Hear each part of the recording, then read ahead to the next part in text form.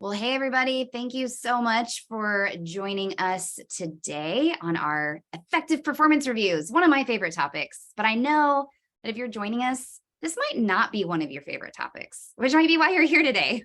And so we hope that by the time you leave this webinar, that you are going to be encouraged and have some really practical action steps for how to go into your performance review season with confidence and with more engaged employees than you ever had. So I am joined today by two awesome friends and partners of ours here at Leader, Joe Pitts and Jenni Catron. But before we do introductions, I would love to hear where you're joining us from today. So drop it in the chat and I'll let Joe and Jenni go first. I'm in Houston, Texas, where it's a high of like 59 degrees today. So it's sweater weather and everyone is very happy about it.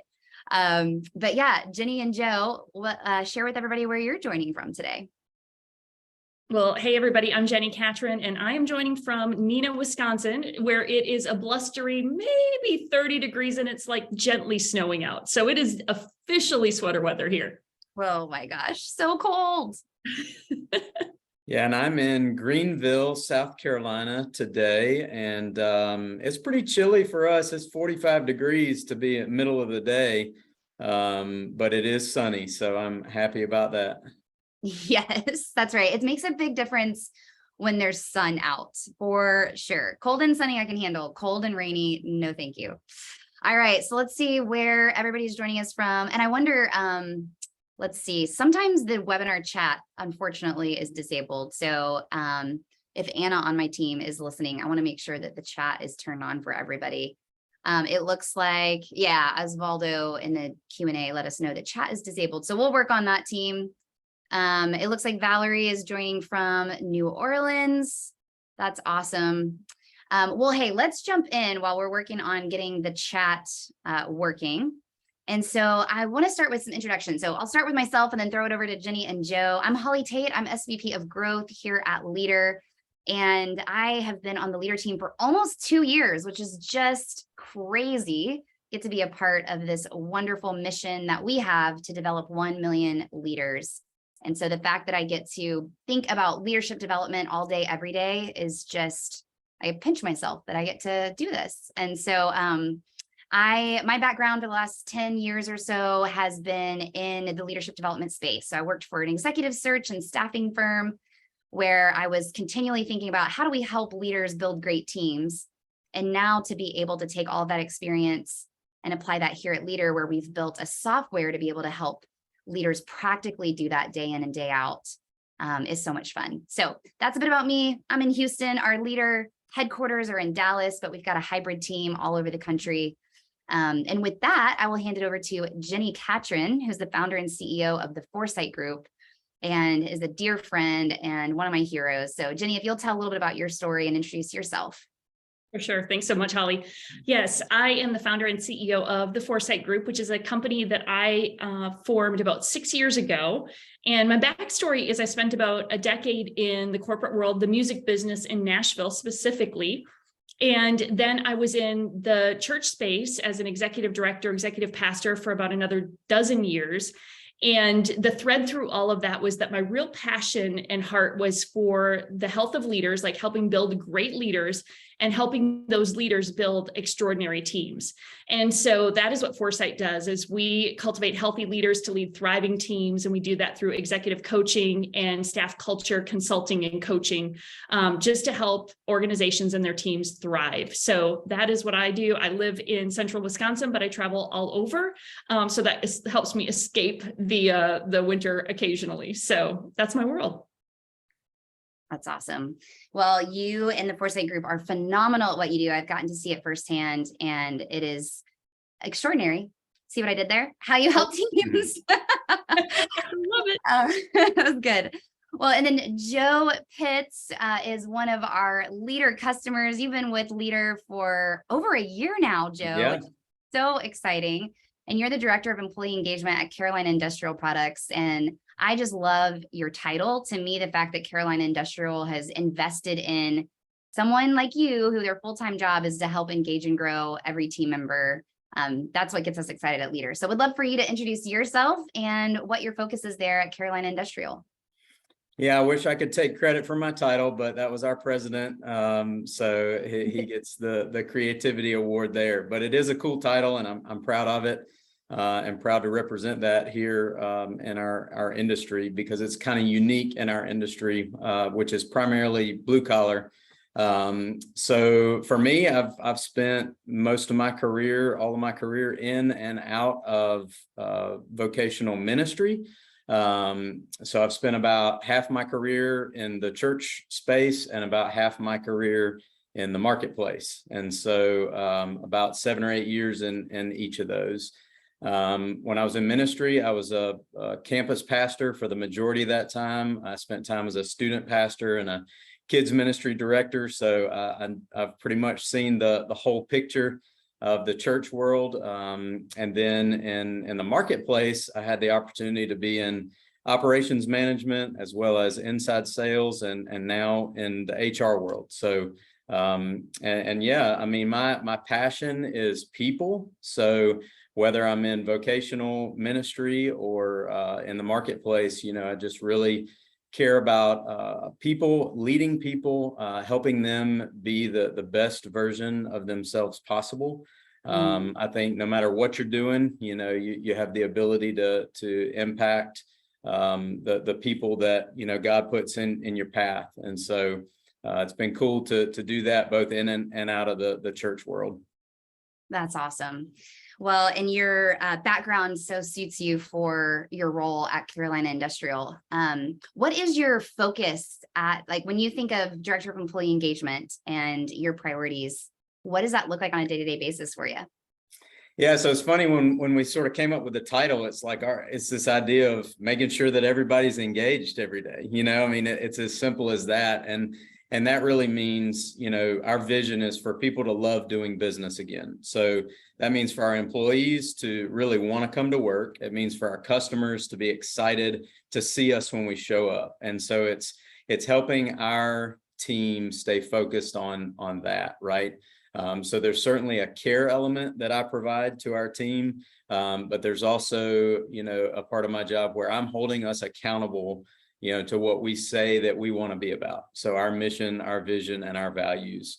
So that's kind of it in a nutshell. That is awesome. I love that.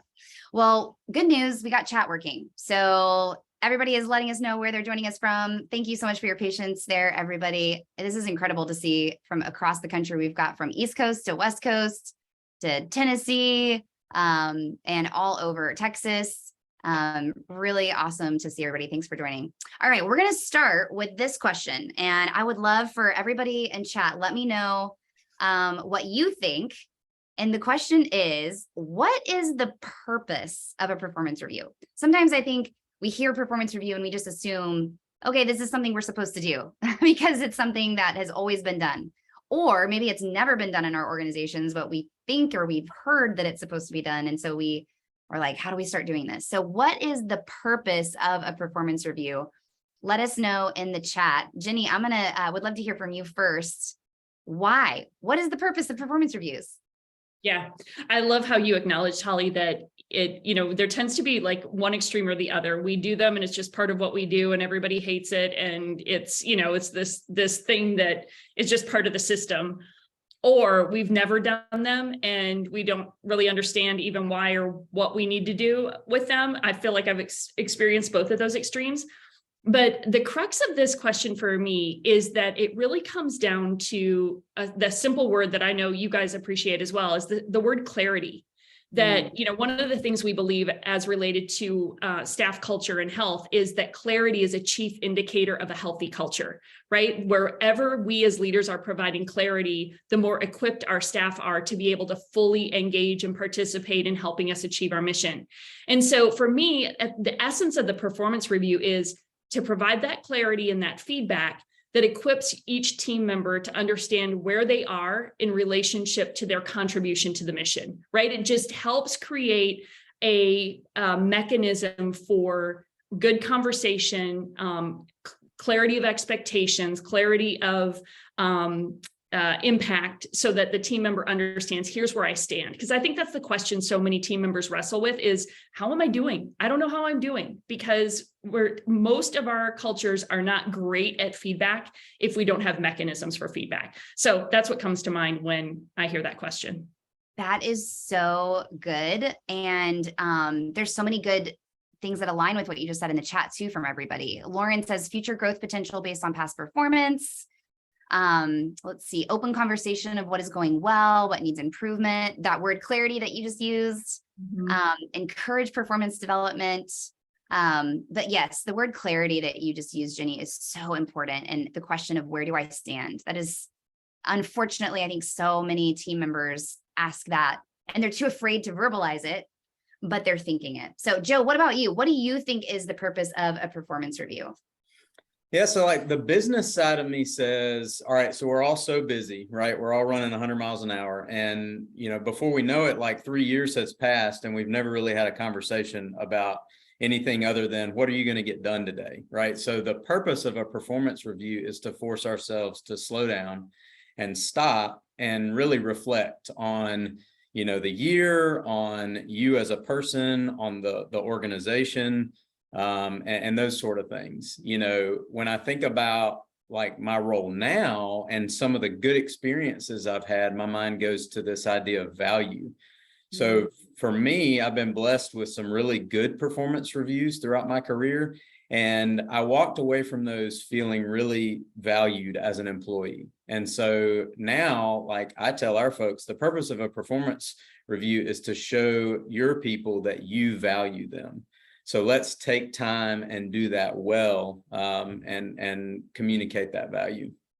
That is so good, Joe, that you're coaching your managers to be able to that the purpose is for every team member to walk away from that review feeling valued. Because so many, I know I've been there, I've gone into a performance review with so much anxiety because and like, I don't know what's going to be said, or is my pay going to be, are we going to talk about my compensation? And, you know, so I love the way that you're framing that even for your managers and as an organization, really being able to lead from the top of this is the purpose of performance review for us. So good. All right. Well, that leads me to want to share some of the biggest areas where we see problems with performance reviews. So I'm going to share 4 that we see over and over again. And then Jenni and Joe would love to hear your thoughts.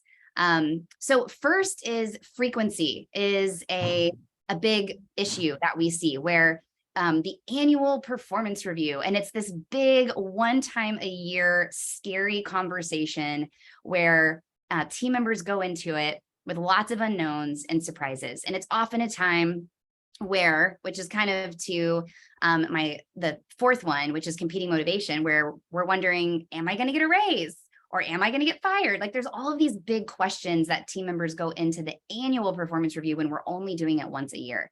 And so when it's not often enough, that can lead to really scary conversations. And then I've often seen some organizations do it too much to where it feels like if it's every month or sometimes even every quarter, it can be too much of a review. And so I think the frequency there can often lead to some issues. The second one is it's too past focused. So the term review means we're looking backwards. We're reviewing something that's already happened. So there should absolutely be past focused, but when it's only past focused, it's really hard for our team members to leave feeling valued with that clarity, to use both of your words, Joe and Jenni, of what the next quarter or 6 months looks like. And so we really want to make sure that they leave knowing what the future looks like for them. And then accuracy, bias of, for me, I know before Leader, when I was doing my performance reviews, I would do them on Word docs. And unfortunately, even as much as I would carve out time on my calendar to prepare, it usually what happened the day before was when I got my performance reviews ready because I'm just so busy. And the downside to that is I'm really only taking time to reflect on that last month or so. Even if it's supposed to be over the last 6 months, I can't remember what happened yesterday, much less what happened 6 months ago.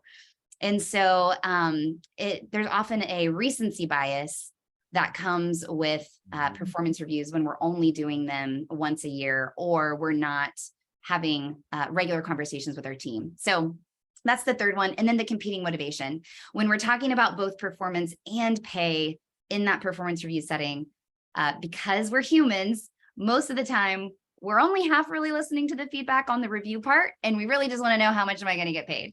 And that's a natural reaction. And so when we lump those together, that can lead to some problems. So Jenni, I'm curious to hear from you. What are we missing from this list? Or is there anything from this list that's loudest for you that you see with all of the clients that you serve?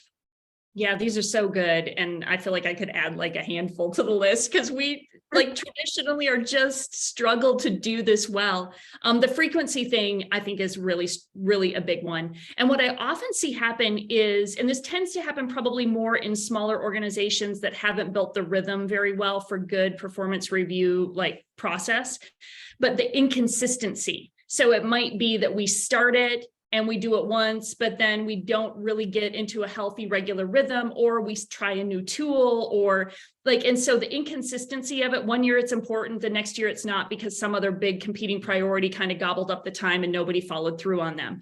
So I see that happen a lot in kind of small to medium-sized organizations. Another one, Holly, that like really stands out to me, I once heard Marcus Buckingham say this, that like performance reviews are really more a reflection of the reviewer than the reviewee. And like, if you think about this for a minute, remember in like college or high school, and you had the teacher who, you know, never gave an A, right? Like it was like a known thing, like they never give an A. And it was really more about that teacher and how they graded than about, you know, students' performance.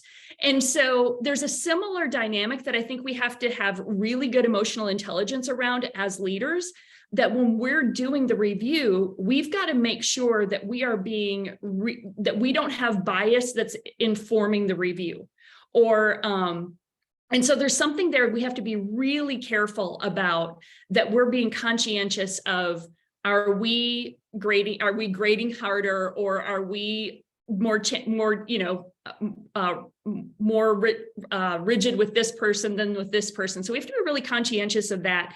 And kind of hand in hand with that is, and you kind of spoke to this when you talked about accuracy, but the hurriedness of not being intentional to use it as a development tool, to not see it as, and Joe spoke to this, of like the importance of it being like us really valuing it as leaders as a really key tool for the development of the employee, not just a task we have to get done so HR will get off our back.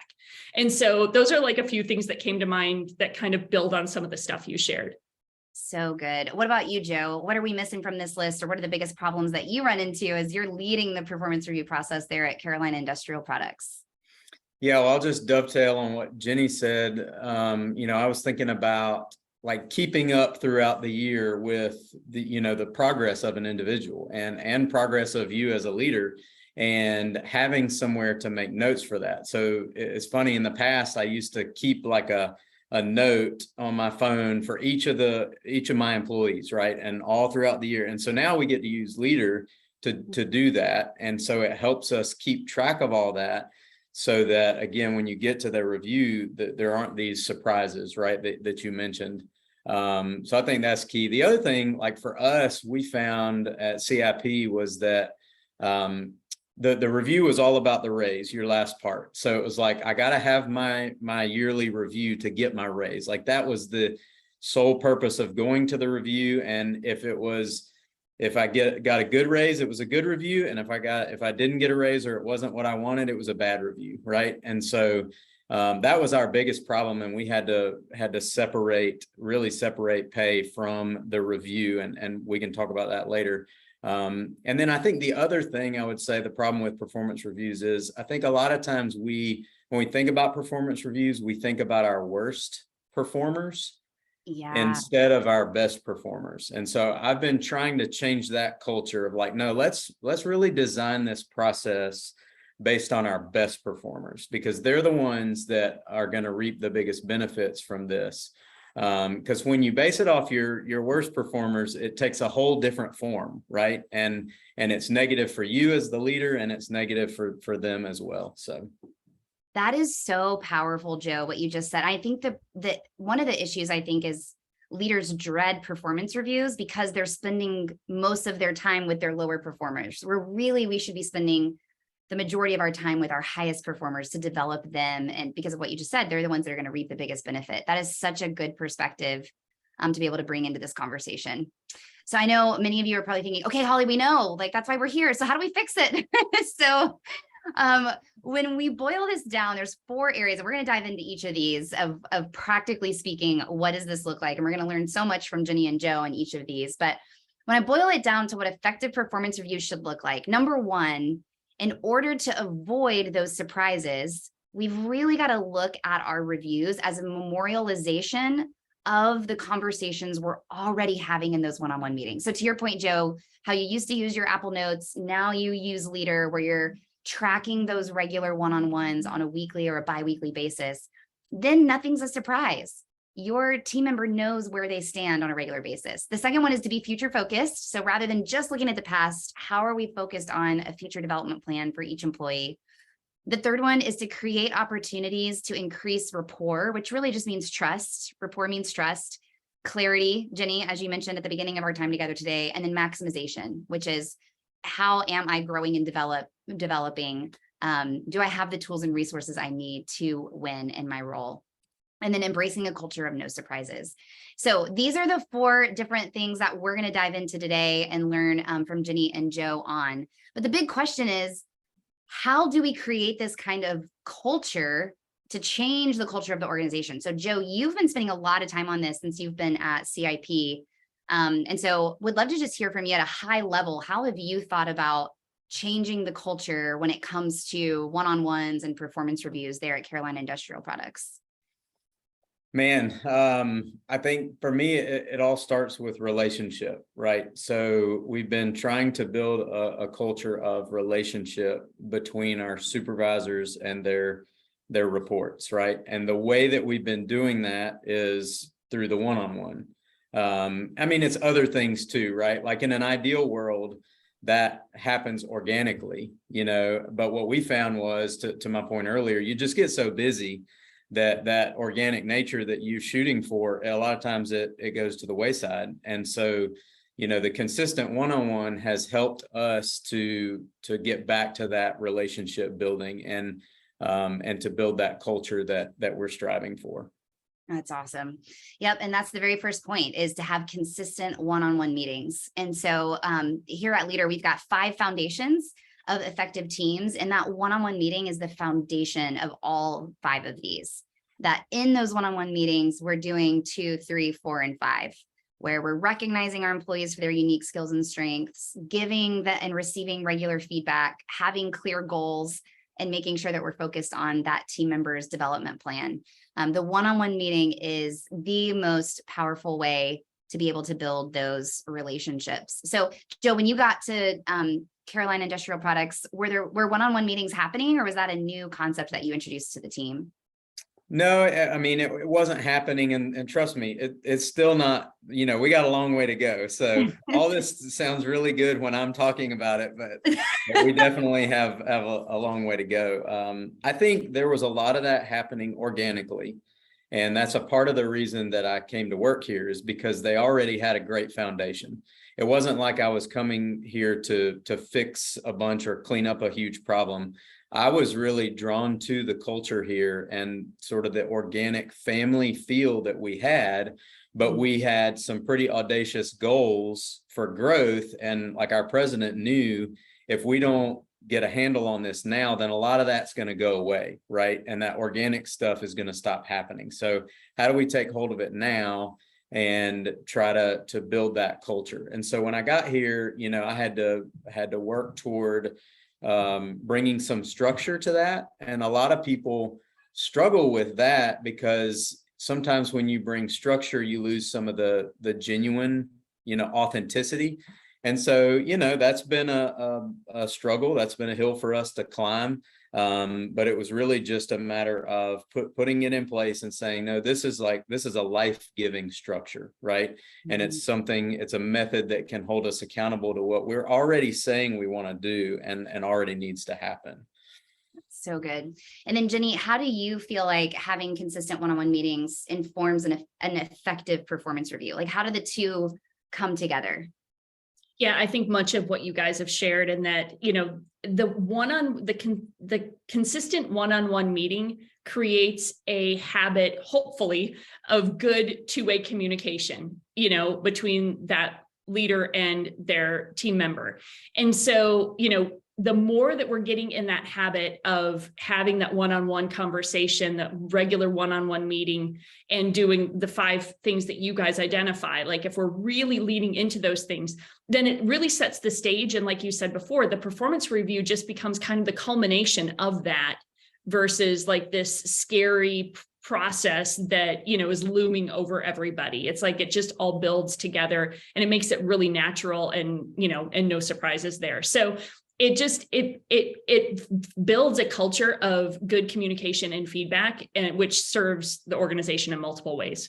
Yeah, and helps with that recency bias, right? If we're having regular one-on-ones on a weekly or bi-weekly basis, and we're having those regular conversations around feedback, then when we get to the review, everything we talk about, we should have already talked about it. And so it helps avoid that recency bias where we're sitting there trying to remember, oh, wow, what have we done or talked about, or had to go back to multiple times over the last 6 months. So that's number one. If you're not currently doing consistent one-on-ones, that's the best thing you can do to have effective performance reviews, is to have consistent, regular one-on-ones. All right. Number 2 is we want to reflect, we want to review, look to the past, but also focus on the future.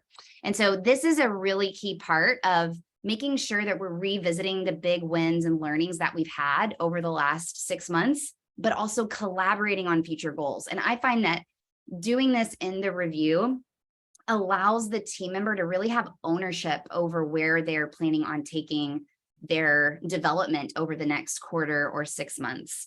So Jenni, I'm curious, what are the best practices that you found when it comes to reviewing the past, but also focusing on the future as a part of the performance review process? Yeah, well, I completely agree with that, that idea of it should be a both and. And so the way that I've historically done this is that my performance reviews included, like, we actually reviewed your goals from the past 6 months, or whatever your duration of your performance review is. Like, you're reviewing those goals, and then the actual conversation is, and we're setting the next 6 months goals. So it's happening in tandem. And I feel like, again, that helps the employee both come excited, hopefully, to speak into, hey, here's just a celebration of what we have done. And then and here's what I'm looking forward to doing. So just the both and, I feel like, helps just create they're just more engaged in how is what I'm doing contributing towards where we're going as an organization. So I'm a big fan of it being a both and. So what that means is that it might mean it's a little bit longer amount of time in that review session. And so you have to think about that as like a strategic meeting. Like, it's not just a tactical review. It's like, it's a strategic review, discussion, and planning for the future. And so, like, really helping yourself elevate it to go, no, this is more of a strategic discussion and conversation that needs more time and attention. And I need to be planning for that, and not just trying to get it checked off and move on. Like, it's actually really a development, both for the employee and for our ability to set goals towards our mission as an organization. Yeah, that's so good. Practically speaking, what we do here internally at Leader is the first half of the review is on the reflection. So there's a question that just says, what are 2 or 3 goals that you want to look back on and reflect on? And then the next question is, what are 2 or 3 goals that you want to set for the next 6 months? Mm-hmm. And so making sure that you're asking those questions as a part of the review process, so that the team member has time to take their time and process that and really think strategically about what they want to focus on in their growth and development and performance over the next time period is so critical. So to bring that in as a part of the questions on the review is a really important step to create a system and process around that. So Joe, one of the things you mentioned earlier that I loved was helping every team member leave their review feeling valued. So to me, I feel like it must be such a critical part to focus on the future for our team members to leave feeling valued. Because sometimes if we're only looking at the past, we can leave kind of like, well, okay, there's a lot of things I wish I could have done better. but focusing on the future gives them something to look forward to and work on. So how are you thinking about that as you're implementing your review process and changing that culture there at Carolina Industrial? Yeah, well, a big part of changing the culture from focusing on the raise to, focusing on, their performance and really the company's performance was that we changed the whole perspective of the raise from being a me focused thing to being an organizational focused thing. So we took the emphasis off of the employee. I mean, we left a lot of that in there and put it on the organization. And we really wanted to talk to them about, how did we do as an organization living up to our mission, vision, and values? So that's the reflection piece. And like we learned so much from history, right? So, and what we learn from history dictates how we move forward. And so for us to take a look at the organization as a whole and then help them understand how they played into that was so key. And then looking at, all right, how are we going to get better as an organization going forward? And then how can you play into that? It was a huge paradigm shift, because then it was less personal, maybe like, this is your fault and, you're not doing a good job here and those sorts of things. And it's more about what are we trying to accomplish together and work on that going forward. That's really good. I can't wait to hear more of the practical part of how you did that when we talk about separating performance and pay, because I know that's going to be a big question from everybody on today. And by the way, we're about halfway through our points. And so if you've got questions for Joe and Jenni or me, go ahead and drop them in the Q&A or the webinar chat so I can start facilitating those. We're going to have plenty of time for Q&A today. All right, number 3 is making sure that we're intentional about creating opportunities to increase. And these are three intentional words that we're going to break down together, but rapport, clarity, and maximization. So at Leader, we believe that rapport, clarity, and maximization is the foundation of employee engagement. Rapport, clarity, and maximization. So I want to walk through what each of these words mean, because employee engagement can kind of feel like this really elusive term that is a buzzword. And it's like, yeah, we want our employees to be engaged, but what does that really mean?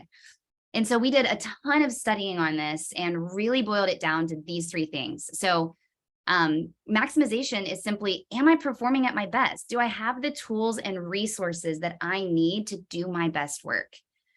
Clarity is, do I know what it looks like to win in my role? Can I say I'm winning today? And then rapport is, do I trust my leader and my teammates? Rapport really comes down to trust, which Joe, you mentioned at the beginning of like really wanting to make sure that you're forming strong relationships among coworkers, but specifically between leaders and direct reports. Because Gallup tells us that people really don't leave companies, they leave managers. 70% of the variance of an employee's engagement is around their relationship with their manager. And so these 3 things, maximization, clarity, and rapport, are key in the entire leadership process, but definitely in the performance review. And so, Jenni, you talked about clarity earlier when we talked about like the purpose of performance reviews. So what is some advice you would give leaders who are really trying to make sure that clarity is a priority as a part of the performance review process? Yeah, I think it's asking yourself the question, what feels unclear to me? Because if it feels unclear to you as a leader, it's probably really fuzzy to the team. And then also looking for ways to get some intel, because a lot of times for leaders, it's like, yeah, we know our goals, we know the plan, we know where we're going, we know why we're doing it. And then if you dig a little lower in the organization, you discover that nobody's clear on any of that. And so I think it's really important for a leader to recognize, like, it is not as clear as you think, whatever it is, like whatever, whether it's your mission, whether it's your vision, whether it's your values, whether it's your goals, like it is not as clear to the rest of the organization as it feels to you if you're the leader of the team, department, organization, whatever your scope might be. And so just understanding that and recognizing that and realizing that fight for clarity, that fight to bring as much clarity as you possibly can, both in conversation, so again, back to our one-on-ones, but then in written documentation. And so that's where those performance review tools, using tools like Leader to help you actually put this stuff in a place where employees can see it regularly and understand like what does winning look like? So to your point about clarity, what does winning look like? What are the expectations? What are the goals that I have? How does that align with the goals of the organization? Anywhere where you can, I would say connect the dots, right? That like one of the biggest jobs we have as leaders is just to help connect the dots from like our mission and vision as an organization to every person on the team so they see themselves in that big picture.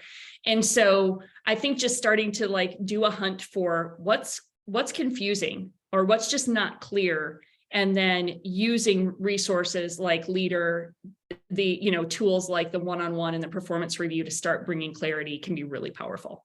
So good. And then Joe, I would love to hear you speak to rapport, because I know trust has been something that you've mentioned over and over again in our conversation today, of really being able to create a culture of trust when it comes to both care and development and performance of your team. So how are you thinking about rapport and trust throughout the performance review process?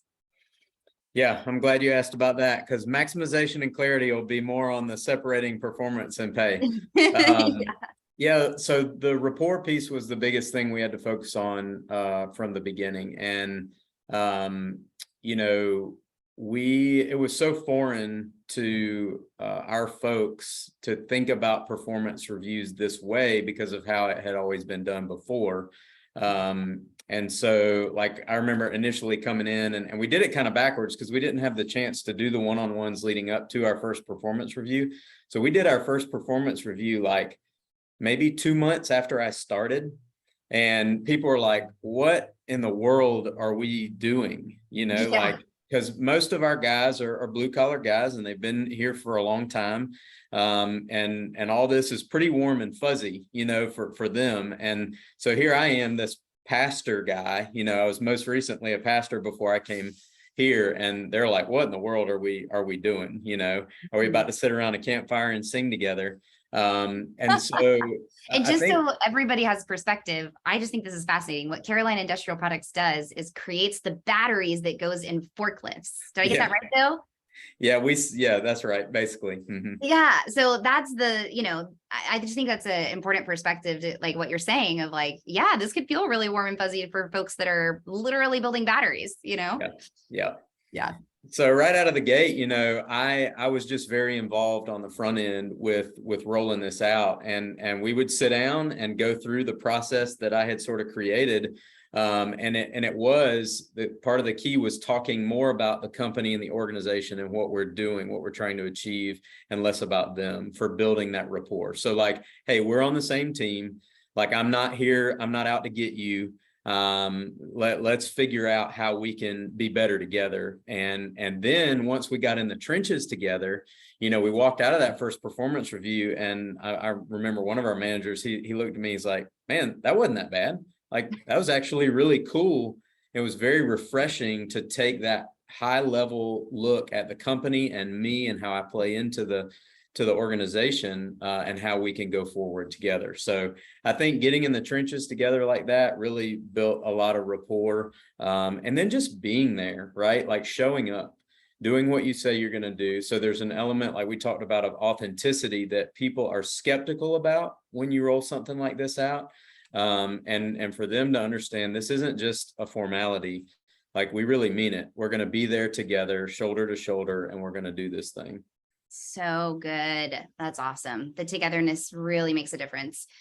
So practically speaking, I just wanted to show everybody one way, especially on the rapport side, that I think is a helpful perspective to keep in mind is in your review process, you have two options. And so you have closed reviews or open reviews. I kind of want to walk through what each of these are. So this is what we're looking at here is a screenshot of our Leader tool, the performance reviews module. And you can choose to do closed review or an open review. Now, neither is right or wrong. It's really a preference or a choice. The closed review enables the direct report and the manager to fill out the review separately without seeing each other. And then they both submit, and then they can see each other's answers. And so what that can do as far as helping build rapport is that there's no bias. Like it's in the sense of they haven't read each other's to then inform what one can say about the other. So that could be a way, if there's a sense of a culture that you're leading in where there is some distrust that you're trying to overcome, where it's, hey, we're going to both fill this out. We're not going to see each other's responses. Then we're going to press submit, and then we'll be able to have a conversation and see where we're aligned or misaligned. The other option is an open review.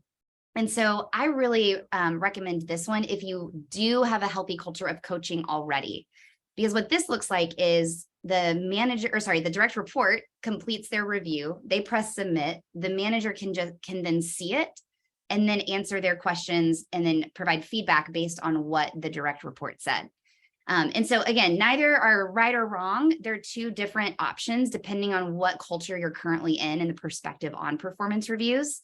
But I do think that being intentional about how you're thinking about an open versus a closed review is an important conversation you should have as a leadership team as you roll out your performance review process, especially if you're doing it for the first time. So that's Jenni or Joe, I'm curious if either of you have a strong preference or recommendation as we're thinking about closed versus open reviews, or if you've seen both done well or poorly.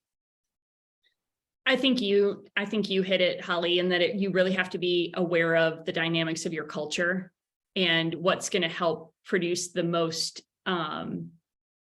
honest and helpful information.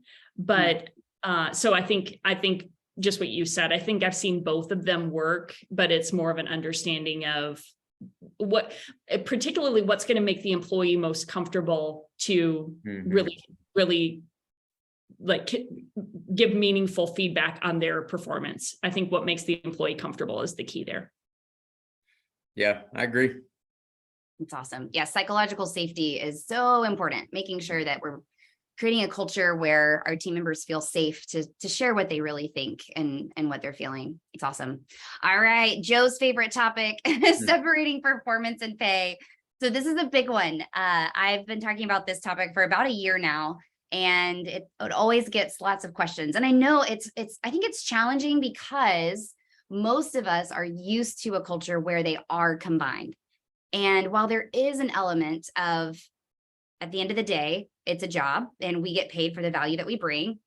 But when we're talking about the review process, when I've been a part previously, all of my jobs have always had performance review and compensation related. It's been the same conversation. And since I've joined the leader team, it's been so refreshing to have those separated. So I go into my review with our CEO, and I know that all we're going to be talking about is my performance and my development.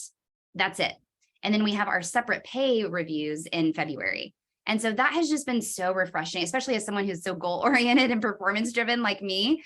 It's been wonderful to be able to separate those two. And so I've reaped the benefits of having a culture where these are separated. But I also understand that it's a big culture shift. And so, Joe, I would love to hear how you have led this at Carolina Industrial Products and what you've learned along the way. Yeah, well, I certainly can't take credit for all of it.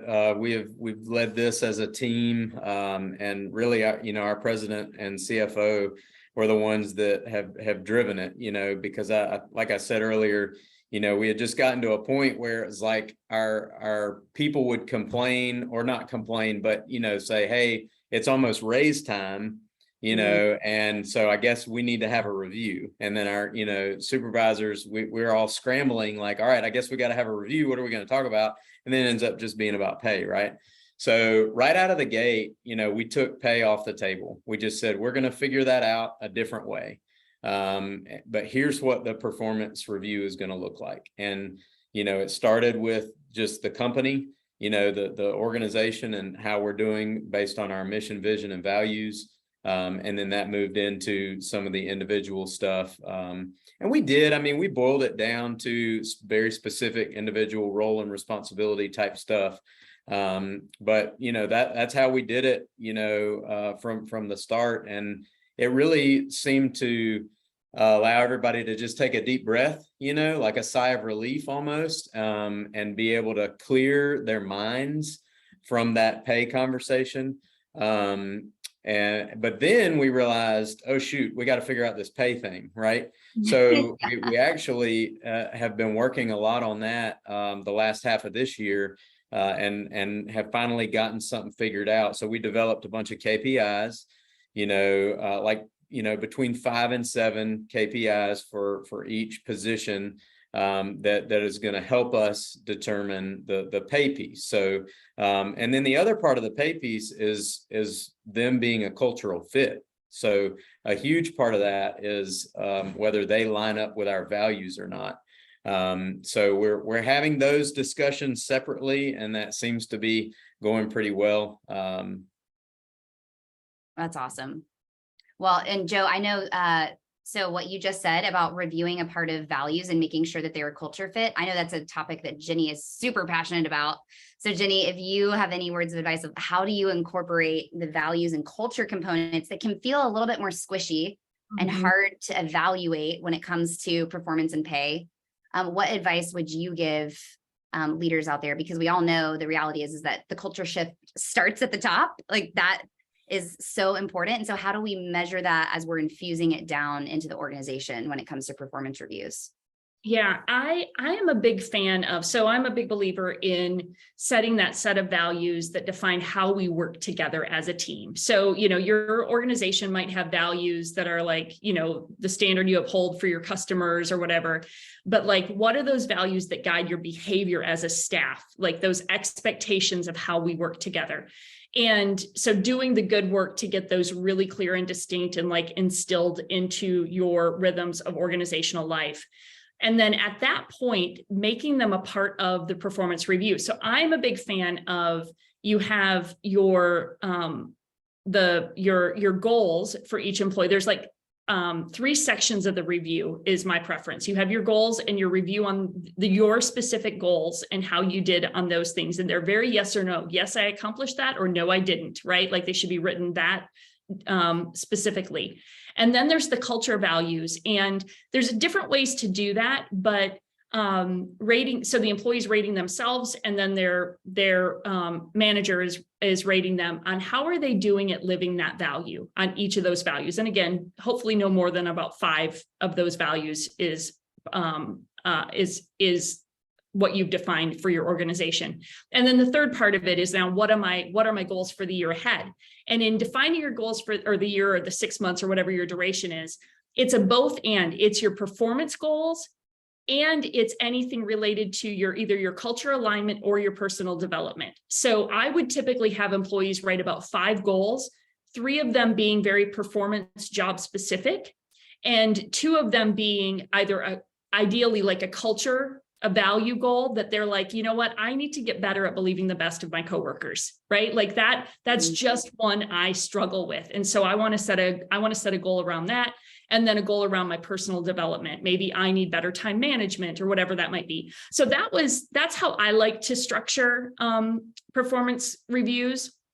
But I think figuring out how can we incorporate them into the review process, I think helps raise that expectation of employees need to embrace and be living into our culture in order to succeed. Like their competency matters, their ability to achieve to succeed at their role is critical, but that culture component is also really important for them to really succeed as a team member. It's so important. It also helps you be able to be more level-headed about when you have that high performer from a performance perspective, but they are just draining the team from a culture and values perspective. That's right. It really helps you be objective about, okay, yes, this person's hitting their KPIs, but they're taking away from other team members hitting their KPIs because they're not a good culture or value fit. So that's really good. All right, let's talk about some next steps. Got some practical screenshots to share, and then we're going to jump into Q&A. So get your questions ready. There's already a couple in the chat that we're going to go through. Drop them in Q&A panel as well if you'd like. So how do we get our team on board? So that's the next step, is making sure that you've got alignment across your leadership team and how you're going to do effective performance reviews. And we at Leader have templates that are locked and loaded inside of our tool. And so every single Leader customer has a curated by Leader where we've got lots of different options, whether it's an annual performance review, a biannual, quarterly, we've got lots of options there. So if you're a Leader customer, make sure you go in there and check that out. We can also help you find that. And if you're not a Leader customer, we'd love to show you how we can, not only how you can use the templates that are already there, but how you can even import your own organizational templates. But this helps you make sure that every manager is on the same page and you've got consistent employee experience across the organization. The other thing that I wanted to share, because we got a question about this in the chat, which is 360 reviews. I get this question a lot, which is, hey, we've heard we're supposed to do 360 reviews. That's usually how I hear it, is like we've read an article somewhere on like Forbes or Inc. magazine about how you should do 360 reviews. And we at Leader are super passionate about effective feedback being a foundational part of your culture. But when we're thinking about 360 reviews, a mistake that I see is that it's anonymous. I'm not a fan of anonymous 360 feedback because it creates a culture of, I think it can create a culture of fear. If we're not able to proactively share feedback with our team members, cross, up, down, sideways, that is an indicator that we've got something wrong in our culture. What I do think is helpful is for there to be consistent feedback requests from each team member across the org. And so that's why we've built our leader feedback tool the way that we have. It's not anonymous. I can see, this is a real example. I sent out a vulnerable Holly here, sent out a T3B3 request to my team where I said, hey, from your perspective, what are my top 3 skills and what are my bottom 3 skills? And so on a regular basis, we encourage our team members to send out these to somebody who is above you on the org chart, somebody that's with you on the org chart, and somebody that's below you, so that you're getting continual 360 feedback, but it's not anonymous, because we really want to create a culture where feedback is a gift when it's shared in a healthy way. The other, oh yeah, there's my bottom 3 skills. There we go. Thank you, Carissa and Anna on my team, for being honest about my bottom 3 skills so that we can all learn and improve. All right, next, another way to do sort of a more 360 review is we have a lot of organizations that we work with where there's like a manager and then a dotted line manager. And so we have created the opportunity for you to use matrix org chart is what we call it, where I might report to Jenny, but also work really closely with Joe. And so you can allow secondary managers to contribute to the review process. So this is another really great way when you need multiple people to speak into that person's performance review. You have the ability to do that there in Leader. And this has been a game changer for a lot of our organizations that have matrix org charts. All right, well, with that, I'm going to open it up to some Q&A. So let's see, I'm going to start with Matt here. We addressed Lauren's question about 360 feedback.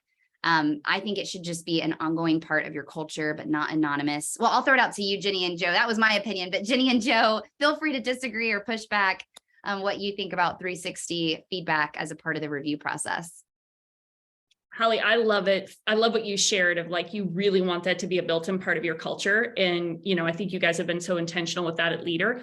A lot of times I will connect with a leader who is looking for some coaching, or their board has said, hey, this leader could use some coaching, or their manager has said this leader could use some coaching.